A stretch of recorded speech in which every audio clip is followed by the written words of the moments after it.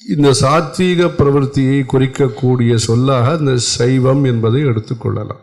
அப்படி எடுத்துக்கொண்டால் வெவ்வேறு மூர்த்தங்களை வழிபடக்கூடியவர்களும் அந்த சைவ மரபை பின்பற்றினால், சைவ மரபு என்பது அந்த பஞ்சபுராணம் பாடுவது என்பது சிவபக்தியை குறிக்கக்கூடியது.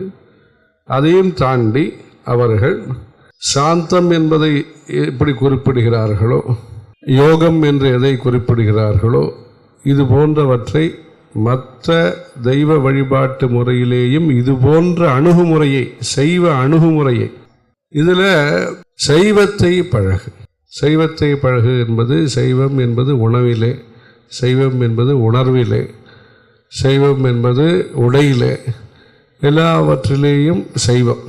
அதாவது உத்வேகத்தை, பிறருக்கு துவேஷத்தை அளிக்காத, பிறருக்கு தவறான செய்திகளை அளிக்காத, பிறருடைய மனதை புண்படுத்தாத, அதே சமயத்திலே நமக்கு வளர்ச்சியை கொடுக்கக்கூடிய, நமக்கு சௌக்கியத்தை அளிக்கக்கூடிய, நமக்கு மன தூய்மையை அளிக்கக்கூடிய, நமக்கு மன திருப்தியை அளிக்கக்கூடிய இந்த சைவ அணுகுமுறை, சைவ சமயம் என்பது ஒன்று, சைவ அணுகுமுறை, அது இந்த சைவ அணுகுமுறை என்பது மிக தேவையான ஒன்று.